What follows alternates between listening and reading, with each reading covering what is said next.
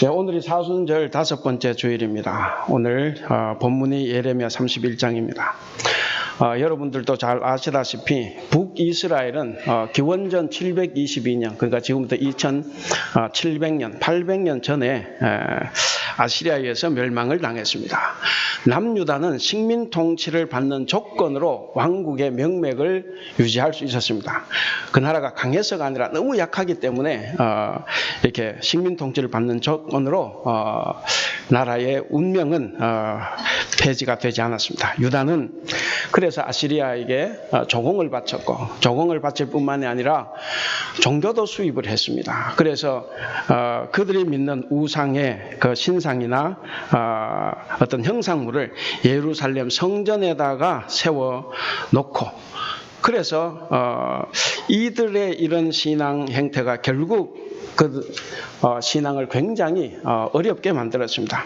이 제국의 강압적인 요구 앞에서 그들에게는 다른 선택의 여지가 없었습니다. 이 백성들의 신앙생활이 바로 이런 아시리아의 강압적인 요구와 이 우상 때문에 그들의 신앙은 점점 더 침몰해 가고 있었습니다. 결국 그들은 도덕적으로 부패했고 종교적으로 우상 숭배에 빠졌습니다. 이렇게 암울한 시대가 100년쯤 흐르고 난 다음에 기원전 629년에 요시야 왕이 등극을 합니다. 여러분 생각에 성경에서 가장 위대한 왕이 다윗과 솔로몬으로 생각하지만, 그러나 실제로 성경에서 다윗과 솔로몬은 죄가 많은 것으로 기록을 합니다. 그런데 유일하게 요시야 전에도 요시야 이후에도 요시야 같은 왕은 없습니다. 요시야가 가장 훌륭한 왕으로 성경에서는 그려지고 있습니다. 바로 이 왕은 아주 개혁적인 사람이었습니다. 그는 내부적으로는 하나님의 신앙을 고치시켰고, 외부적으로는 뭔가 한번 해방을 해보겠다고 해방 투쟁에 나섰습니다. 그런데 정말 좋은 기회가 왔습니다. 국제 정세도 이 요시야 왕에겐 대단히 우호적이었습니다. 기세 등등했던 이 아시리아, 멸망할 것 같지 않던 이 아시리아가 신흥제국 바벨론과의 싸움에서 점점 세력을 이뤄가기 시작했습니다. 그러니까 더 이상 이 유다 나라에 간섭을 할 수 없는 지경에 빠졌습니다.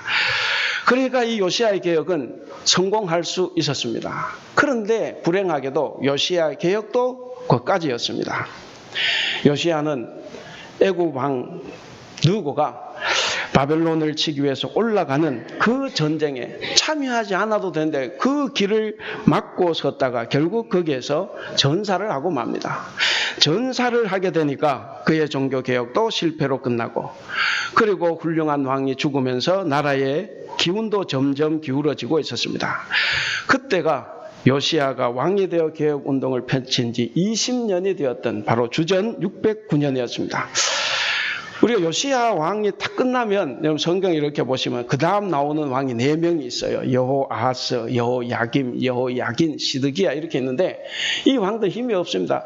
이집트에서 세웠다가 이집트 세워놓으니까 바벨론이 와서 그 왕을 몰아내버리고 자기들이 또 왕을 세우고, 이렇게 해서 4명의 왕을 거치다가 결국 이제 나라가 이제 없어지는데, 어쨌든 이 요시야의 뒤를 이은 왕들은 왕의 자질도 갖추지 못했지만 강대국에 의해서 어떤 통치도 할 수가 없었습니다. 그런 우여곡절을 겪다가 결국 주전 587년에 유다는 바벨론에게 다 패망해 버립니다. 그리고 많은 백성들과 지도층 인사들이 1차, 2차, 3차에 걸쳐서 바벨론 포로로 잡혀갔습니다. 바로 이 시기에 바로 예레미야가 활동을 했습니다. 요시야의 개혁 운동이 일어나기 시작한 때부터 예루살렘, 유다가 바벨론에 함락되기까지, 그리고 함락되고도 조금 더까지, 이렇게 해서 전체적으로 40년 동안 활동하면서 하나님의 말씀을 선포했습니다. 당시에 여러 사람들이 예레미야를 대적했습니다. 전에 설교 말씀을 드릴 때는 하나냐 이야기를 했기 때문에 하나냐는 빼고 또 한 사람이 있습니다. 당시에 정말 유명한 인사 바스훌이라는 사람이 있었어요.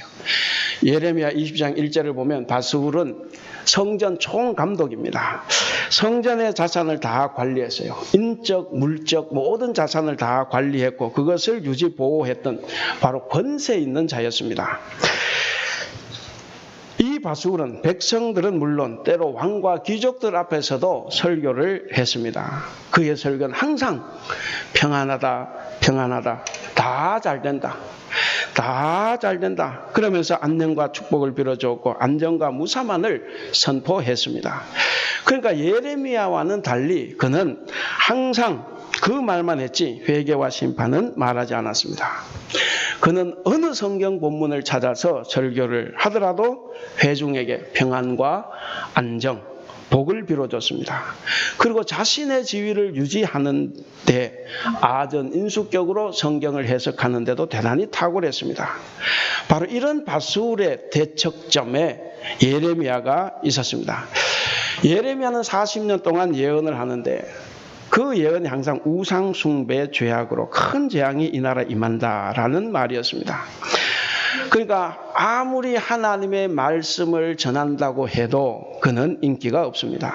사람들은 그를 환영하지 않았습니다. 그를 따르지 않았습니다.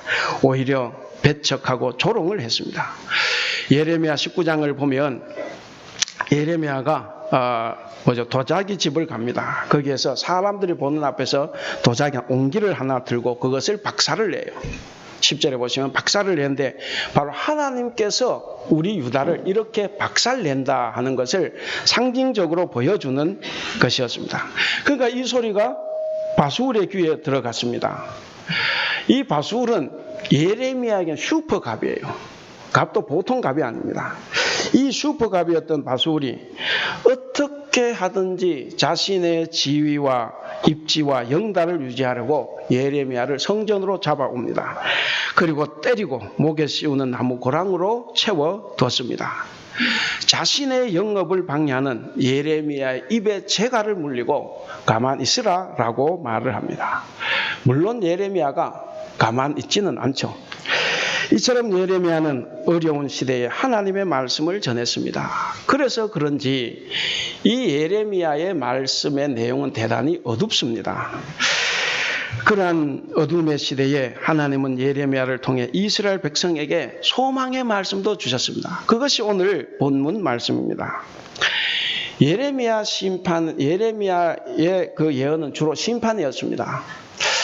예레미야는 이 심판의 말씀을 40년 동안 전했는데 그러나 그 심판이 꼭 심판만 있는 것은 아니다 하는 거죠. 바로 하나님께로 돌아오라는 경고가 거기에 들어 있습니다. 회개하고 돌아오면 하나님께서 구원해 주시고 회개하고 돌아오면 하나님께서 위로를 더해 주신다라고 하는 것이 그 심판 메시지에 들어있는 것입니다. 오늘은 이제 사순절 5번째 주일입니다. 사순절 종반입니다. 다음 주일이 순환주일이고 그 다음 주일이 부활절입니다. 바로 이 사순절 종반에 예레미야로부터 희망의 메시지가 우리에게 들려옵니다. 이 참회의 기간에 저와 여러분이 우리의 죄를 진실로 회개하고 돌아섬으로써 우리의 삶을 변화시키는 언약의 삶을 살아가는 저와 여러분이 될 수 있기를 기원을 합니다. 이제 본문으로 한번 들어가 보겠습니다. 오늘 본문 말씀 있는 31장은 전체적으로 하나님의 은총으로 인한 회복과 위로의 말씀이 있어요. 아까 말씀드린 것처럼 굉장히 어두운 내용이지만 이 31장은 그런 회복과 위로의 말씀이 있는데 오늘 본문이 짧기 때문에 본문의 내용을 한 절씩 차례대로 한번 살펴보도록 하겠습니다. 먼저 31절입니다. 여러분 31절을 같이 읽겠습니다. 시작. 여호와의 말씀이니라. 보라 날이 이르리니 내가 이스라엘 집과 유다 집에 새 언약을 맺으리라. 하나님께서 이스라엘과 새 언약을 맺으신다 하는 것입니다. 왜 새 언약을 맺습니까? 새 언약은 옛 언약을 지키지 못했기 때문에 잘 지키면 다시 맺을 필요가 없지 않습니까? 그러니까 옛 언약을 잘 지키지 못했고 그들이 파기시켰기 때문에 하나님께서 여기서 이제 새 언약을 맺겠다 하는 것입니다. 사실 이스라엘은 하나님과 유일하게 언약을 맺은 백성이에요. 언약을 맺었던 백성이지만 그러나 그들은 스스로 그 언약을 깨뜨려 버렸습니다. 이제 32절입니다. 32절 같이 읽겠습니다. 시작. 이 언약은 내가 그들의 조상들의 손을 잡고 애굽 땅에서 인도하여 내던 날에 맺은 것과 같지 아니할 것은 내가 그들의 남편이 되었어도 그들이 내 언약을 깨뜨렸음이라 여호와의 말씀이니라. 자, 이 32절은 새 언약이 왜 필요한가에 대한 설명을 하고 있습니다. 왜 필요하겠습니까? 새 언약을 알면 옛 언약을 우리가 알아야 되죠. 옛 언약은 뭡니까? 이제 우리가 잘 아는 대로 십계명을 비롯해서 율법입니다.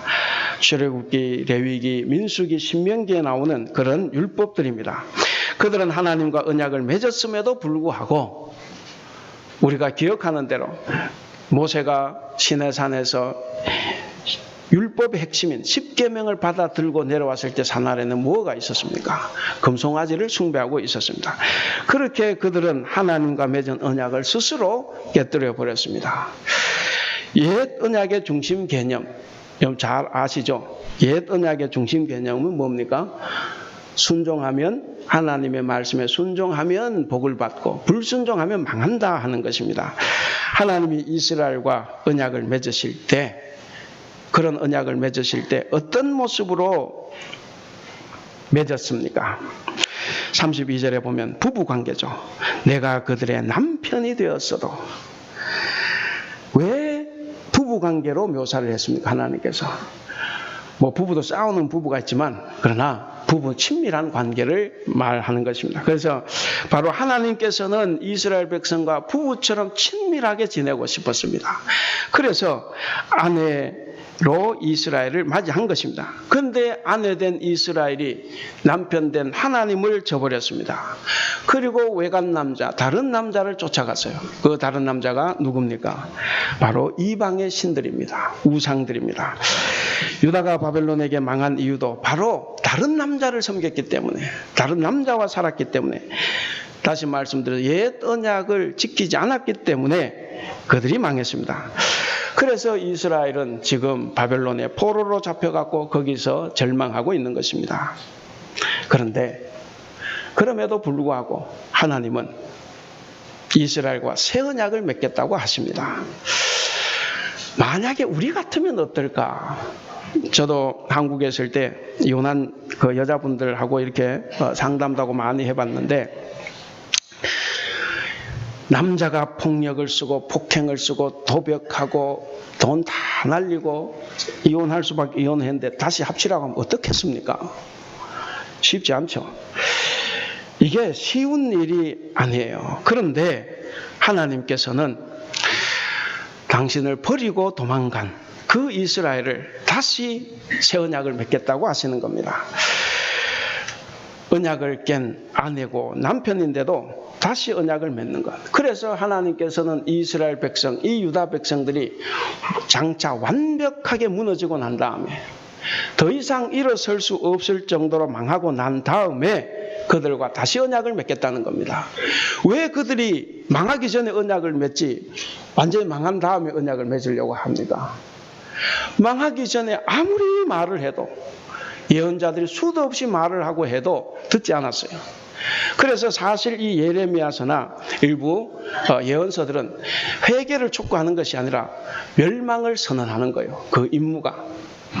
그래서 이 예레미야도 심판 선언, 멸망을 선언했던 것이기 때문에 그가 눈물을 흘릴 수밖에 없었다 하는 거죠.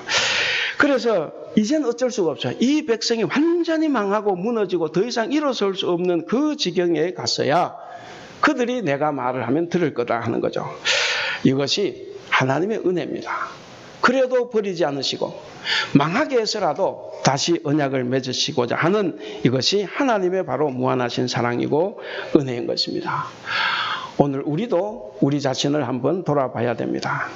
우리도 유다 백성들처럼 하나님께서 우리에게 베풀어 주신 은혜와 사랑을 소홀히 하고 있는 것은 아닐까? 하나님의 그 크신 은혜에 감사하기보다는 이기심에 사로잡히고 마음이 교만해서 내 자신, 내 가족, 나 자신밖에 모르고 사는 것은 아닌가? 우리에게 믿는 모양은 있는데 어찌해서 우리의 삶에서는 믿음의 향기는 나지 않을까? 우리가 어떻게 살아야 할지 하나님께서는 우리에게 수도 없이 말씀해 주셨습니다. 당시 이스라엘 백성들에게도 하나님은 끊임없이 율법을 주셨고 예언자들을 보내주셨습니다. 오늘 우리에게도 하나님은 끊임없이 우리에게 일러주시는데, 그런데 우리는 어찌해서 하나님의 말씀을 무시하고 세상 유혹에 빠져서 내 생각대로 살아가는 것일까? 이사야 시대, 예수님 시대처럼 우리도 하나님을 입술로만 공경하고 마음은 먼 것은 아닌가? 오늘 나에게 그저 하나님이 채찍질 하시지 않을까 염려하지 않을 수가 없습니다.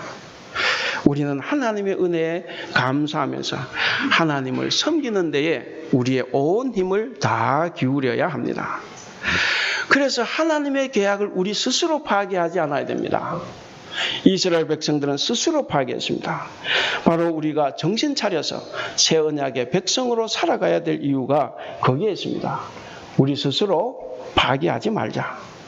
33절입니다. 이제 33절 다 같이 한번 읽어보겠습니다. 시작. 그러나 그날 후에 내가 이스라엘 집과 맺을 언약은 이러하니 곧 내가 나의 법을 그들의 속에 두며 그들의 마음에 기록하여 나는 그들의 하나님이 되고 그들은 내 백성이 될 것이라.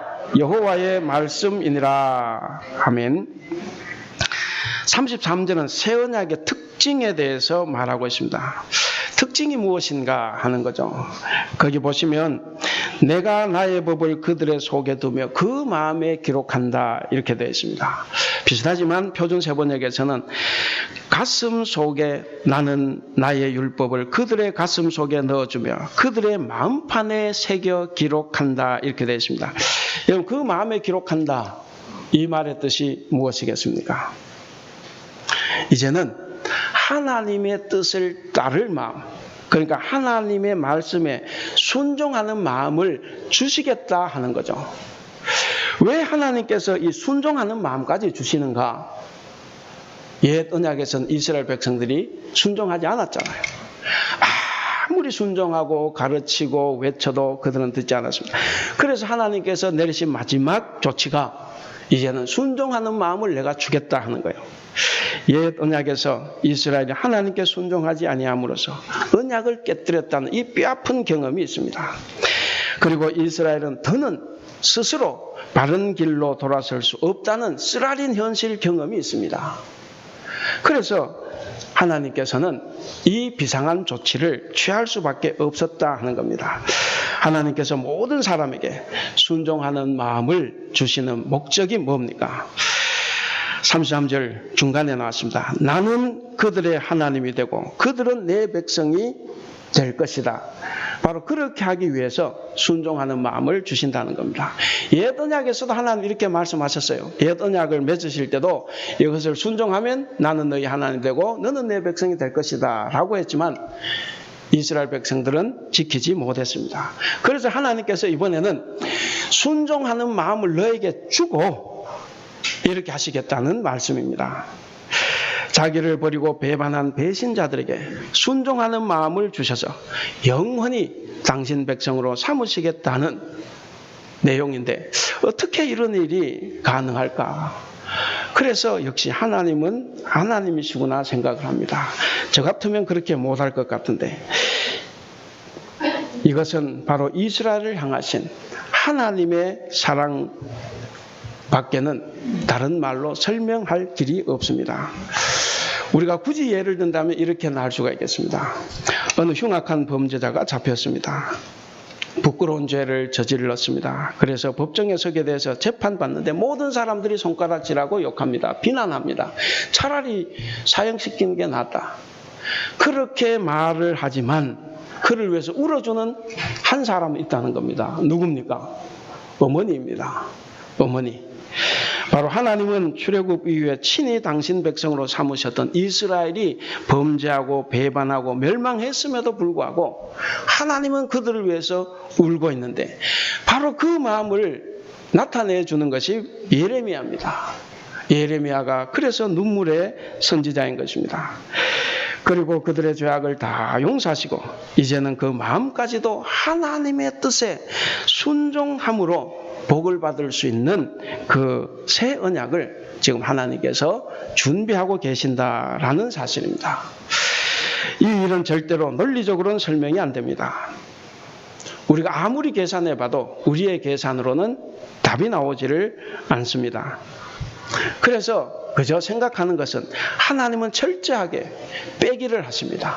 빼기를 통해서 더하시고 빼기를 통해서 곱하기를 이루어 가시는 분, 그분이 바로 하나님이시라는 사실입니다. 이것은 오직 하나님의 사랑으로만 설명이 되는 이야기입니다. 이제 마지막 34절을 같이 읽겠습니다. 34절 시작. 그들이 다시는 각기 이웃과 형제를 가르쳐 이르기를 너는 여호와를 알라 하지 아니하리니 이는 작은 자로부터 큰 자까지 다 나를 알기 때문이라. 내가 그들의 악행을 사하고 다시는 그 죄를 기억하지 아니하리라. 여호와의 말씀이니라. 아멘. 이 34절은 새 언약을 세우신, 새 언약을 맺으신 결과를 말해주고 있습니다. 그러니까 결과가 뭐냐는 거죠. 거기에 보면 새 언약의 결과는 두 가지입니다. 첫째는 33절에서 봤죠. 하나님께로부터 이제는 우리가 순종할 마음까지 얻었습니다.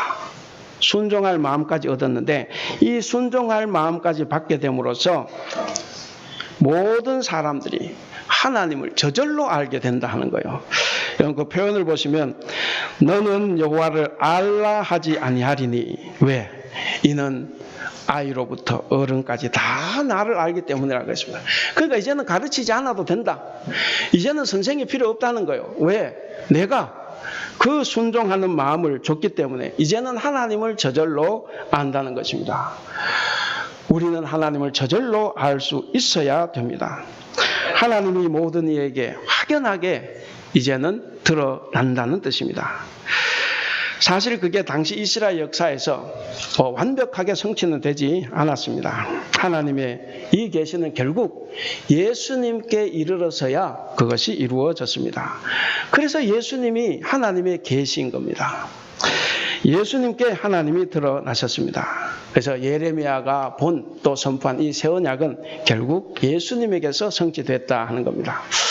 아까 말씀드렸는데 저절로 안다. 저절로 안다. 이게 무슨 말씀이겠습니까? 가르치지 않아도 다 아는 것. 당시에 막강 바벨론이 사실 무너진다고는 누구도 생각하지 않았습니다. 유대 백성들이 예레미야가 70년이 되면 돌아가겠다고 선포를 하는데 그걸 믿는 사람이 어디 있습니까? 65년이 돼도 66년이 돼도 67년이 돼도 바벨론은 건재합니다. 그래서 이 바벨론이 무너진다, 우리가 돌아갈 수 있다는 것은 아무도 예측하지 못합니다. 그런데 이 절대 권력, 이 절대 국가가 붕괴를 했습니다. 이 절대 권력이 붕괴했다면 무슨 말씀입니까? 바로 절대 권력을 초월하는 능력이 역사를 주관한다는 증거입니다. 그것을 꿰뚫어 보는 사람이 바로 하나님을 알고 있는 사람이라는 거죠. 페르시아의 첫 왕인 고레스는 바벨론이 사로잡아온 모든 포로민들을 그가 바벨론 제국을 넘어뜨리자마자 바로 다 돌려보냅니다. 그 칙령에 따라서 유대인들도 예루살렘으로 돌아올 수 있었던 겁니다. 유다가 바벨론의 첫 포로로 잡혀간 지 70년, 그리고 나라가 완전히 망한 이후 50년 만인 주전 538년에 이 일이 일어났습니다. 여기에서 옛 언약과 새 언약을 짧게 비교를 해보면 옛 언약은 율법 조항을 지키는 거예요. 그래서 율법을 주셨고 십계명을 주셨습니다. 그래서 그 조항을 지키는 것으로 하나님과의 관계를 형성하는 겁니다. 근데 이것이 실패를 했어요. 지키지를 못했습니다. 그래서 새 언약은 뭐냐면 방금 이 바벨론이 무너지는 것처럼 역사를 통해서 자신을 계시하시는 하나님을 인식하는 방식으로 하나님과의 관계를 맺는 것입니다. 그래서 우리가 사고를 당했을 때도 어떤 사람은 재수 없네 이렇게 하지만 그걸 통해서 하나님의 역사하심을 내가 인식할 수 있는 거예요. 그 방법을 통해서 알 수 있도록 한 것, 이것이 새 언약입니다. 어떤 사람들은 그렇게 말할 수 있습니다. 율법을 지키는 옛 언약보다 역사를 통해서 아는 새 언약이 더 힘든 것 아니냐. 왜? 역사를 꿰뚫어 보려면 내가 뭔가 알아야 되고 내가 뭔가 지식이 있어야 되고 뭔가 통찰력이 있어야 되는 것 아니냐라고 말할 수 있습니다. 그런데 하나님의 뜻을 아는 것은 그렇지 않습니다. 우리의 학식과 아무런 관계가 없습니다. 학식이, 우리의 신앙이, 나의 경건 행위가 하나님의 뜻을 가릴 수도 있습니다. 여러분, 율법을 많이 알고 하나님의 말씀을 많이 알면 하나님의 뜻을 잘 안다고 하면 바리새인들이나 서기관들은 어떻겠습니까? 그런데 바리새인들이나 이 율법학자들은 예수님을 알아보지 못했습니다. 학식이 그들의 눈을 가렸습니다. 중요한 것은 뭐냐면 예레미야가 오늘 말하고 있듯이 돌판의 법, 양피지에 적힌 법이 아니라 마음의 법입니다. 마음이 통하면 우리는 알 수가 있습니다. 그리고 34절에서 새 언약의 두 번째 결과가 나옵니다. 두 번째 결과가 보면 끝에 나오죠. 34절. 내가 그들의 악행을 사하고 다시는 그 죄를 기억하지 아니하리라 그랬습니다. 새 언약에 따르면 하나님은 사람을 일방적으로 용서해 주시겠다 하는 겁니다. 왜 그렇습니까? 일방적으로 용서하지 않으니까 용서받을 길이 없는 거예요. 그러면 하나님 또 저 민족을 망하게 해야 되고 사람을 고통에 빠뜨려야 됩니다. 그래서 이 새 언약에서는 하나님께서 사람을 일방적으로 용서하겠다는 겁니다. 그것만이 유일한 구원의 길이기 때문에 그렇습니다. 그러나 이건 역시도 당시에는 이루어지지 않았습니다. 이것은 예수님에게 와서 이것이 성취가 되었습니다. 여러분들, 우리 한번 생각해 보십시오. 일방적인 사죄 사건, 우리가 아무리 죄를 많이 지었어도 내가 예수님께 나와서 믿고 회개하고 기도하면 모든 것을 용서받습니다. 일방적인 거예요. 우리가 조건이 붙으면 우리는 하나님의 자녀가 되기가 쉽지 않습니다. 예수 그리스도를 믿기만 하면 하나님은 우리를 의롭다고 인정해 주시고 구원해 주십니다.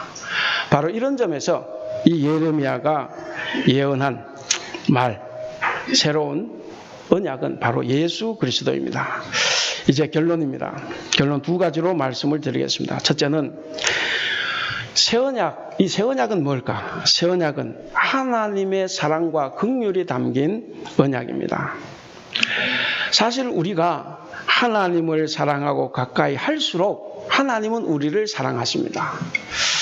왜 갓난 애기는 아니고 애 때 엄마가 애를 막 때리면 애가 도망을 가야 되는데 어떻게 합니까? 더 달라붙죠. 크면 도망가지만 어릴 때는 때리면 때릴수록 더 이제 달라붙는데 사랑을 입는 동기죠. 그러면 엄마도 은총을 베풀 수가 있어요. 바로 여기서 그렇습니다. 하나님을 우리가 사랑하고 가까이 할수록 우리는 하나님의 사랑을 더 입게 되고 은총을 경험할 수 있습니다. 그런데 사람은, 인간은 끊임없이 하나님을 떠나 살려고만 합니다. 최초의 인간 아담부터 그랬습니다. 그 좋은 에덴 동산을 줬지만 거기에서 불행이 시작됐습니다. 출애굽을 하고 하나님께서는 십계명과 율법을 주시고 내가 너의 하나님 되고 너희들은 나의 백성이 된다고 했지만 그들은 끊임없이 배반하고 불신하고 떠났습니다. 젖과 꿀이 흐르는 약속의 땅 가나안 땅에 들어가서도 그들은 끊임없이 배반했습니다. 하나님을 버리고 우상을 숭배해서 결국 그들은 바벨론의 포로가 되고 말았습니다. 예레미야를 눈물의 선지자라고 말합니다. 백성들의 죄 때문에 나라가 망한다는 것을 그는 꿰뚫어 봤습니다. 그래서 그는 수없이 많이 울었습니다. 그런데 예레미야를 더 슬프게 하는 것은 다른 데 있습니다.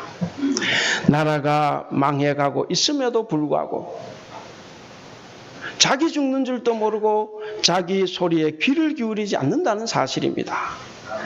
아무리 외치고 외쳐도 귀를 기울이지 않았습니다. 예레미야 25장 3절에 보면 하나님이 23년 동안 예레미야에게 말씀하셨다고, 당시 시점에서 23년 동안 예레미야를 통해서 말씀했지만 사람들은 우상 숭배 길에서 떠나지 않았습니다. 그 결과 이스라엘은 예레미야의 예언대로 바벨론에게 완전히 멸망당하고 말았습니다. 그런데 그 징계에 관한 예언의 말씀 속에서 놀랍게도 우리는 희망을 발견할 수 있게 됩니다. 바로 그것이 오늘 31절 말씀이었습니다. 내가 이스라엘 집과 유다 집에 새 언약을 맺으리라 하는 부분입니다. 이 말씀이 곧 하나님의 사랑과 긍휼을 보여주는 말씀입니다. 범죄한 백성이긴 하지만 돌아올 기미가 전혀 보이지 않는 백성이지만 그래서 할 수 없이 하나님께서는 저들을 완전히 멸망시켜서 땅 끝에서 고통을 당한 후에 그 포로 생활의 고달픔을 통해서 자신들의 죄를 깨닫고 회개할 때 하나님은 새 언약을 약속하신 겁니다. 죄는 언제나 하나님의 진노와 징계 그리고 고통을 불러옵니다. 그러나 회개는 하나님의 사랑과 긍휼과 용서와 새로운 소망을 불러옵니다. 하나님을 사랑하고 말씀에 순종하는 삶을 살 때 우리에게는 생명의 길이 있고 참된 복이 있음을 믿고 사는 우리 모두가 될 수 있기를 기원합니다. 두 번째 결론입니다. 두 번째는 하나님과 새 언약을 맺은 성도, 마음의 새 언약을 맺은 성도는 마음에 기록된 그 언약의 말씀대로 살아가야 합니다.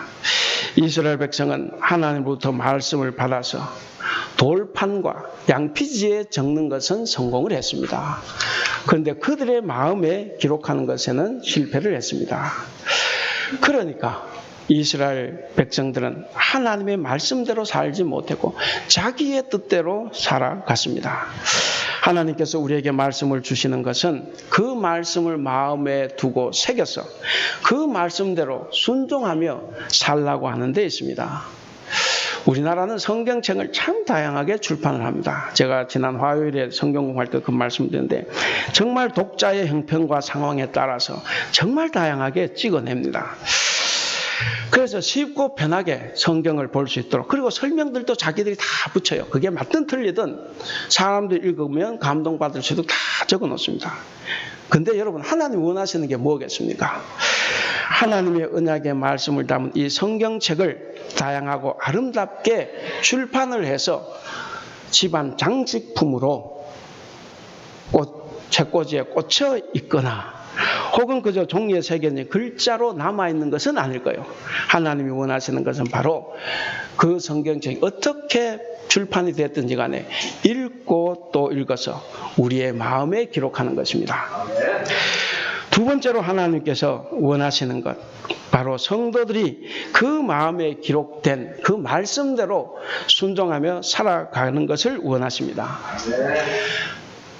저도 그렇고 우리는 우리 마음속에 무엇이 있는지에 따라서 행동하게 됩니다. 세상 사람들은 자신의 생각이 법이 되어 살아가기도 합니다.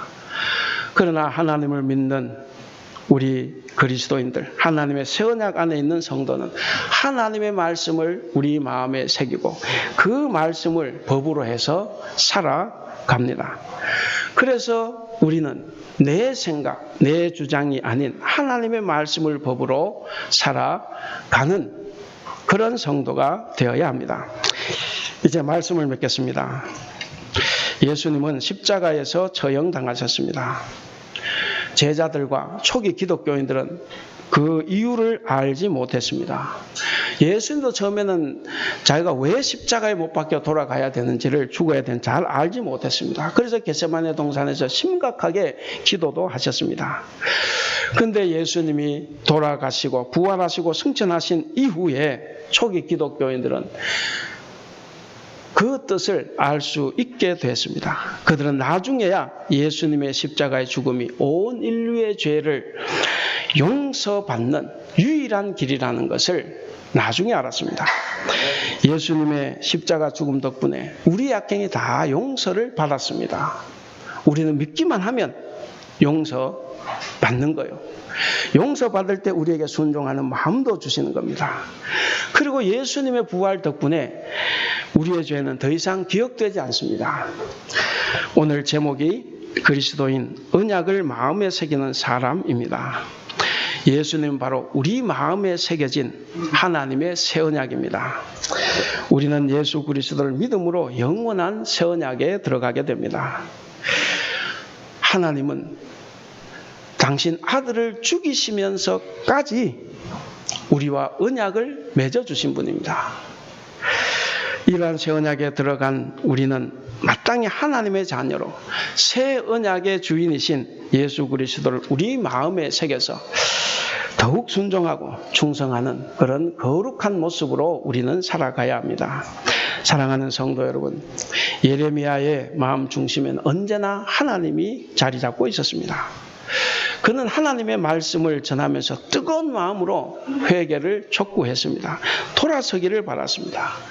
그럼에도 불구하고 백성들은 그 말을 듣지 않았습니다. 귀 기울이지 않았고 회개하지 않았습니다. 결국 나라는 멸망을 당했고 백성들은 무참히 짓밟히고 포로로 잡혀갔습니다.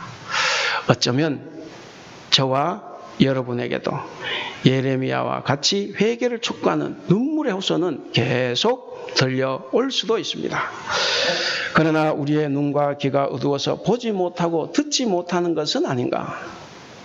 아니면 듣기는 듣는데 애써 외면하고 있는 것은 아닌가?